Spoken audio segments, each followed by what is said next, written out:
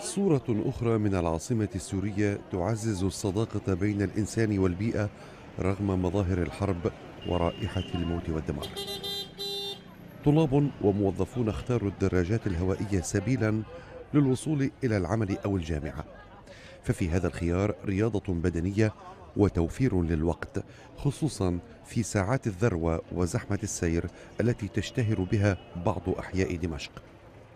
وهي كانت وسيلة إني كتير أتنقل بسرعة واستفيد من الوقت، وبنفس الوقت كتير ممتعة وكتير بحبها وكتير بستمتع فيها يعني.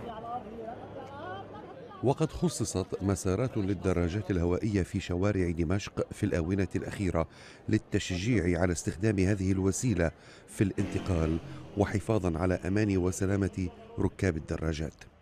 كما أصدرت محافظة دمشق تراخيص خاصة للدراجات الهوائية، ويبلغ ثمن الدراجة الهوائية ورسم ترخيصها نحو $100. يعني تركب مثلا سيرفيس كمان نفس المشكله، تركب التاكسي تعرفي انت يعني مشاكل التاكسي وبالنسبه للعجقه وهالامور هي، فما انسب شيء هو البسكليته. فهن يعني بلشت اول شيء هيك شوي شوي، وكل ما كتروا يعني، والحمد لله يعني صار في. وانا بالنسبه لي بشجع انا كل بنت واولهم بناتي يعني انه يركبوا بسكليتات. البسكليت بالنسبه للبنت أنا برأيي أفضل وسيلة لتصل على جامعتها أو تصل على مكان عملها. توفير مادي، إذا بدي آخذ تاكسي بتعرفي هلا أي تاكسي مو أقل من 300-400 ليرة، إذا بالباص يعني صحي الإجرار بسيطة، بس إنه وقت كتير طويل. فأكيد بكون وفرت وقت ومصروف.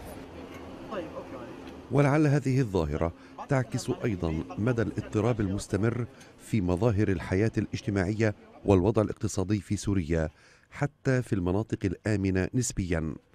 فالصراع الدائر منذ ما يزيد على 3 سنوات قد ترك أثره على كل شيء في حياة الناس ومستقبلهم.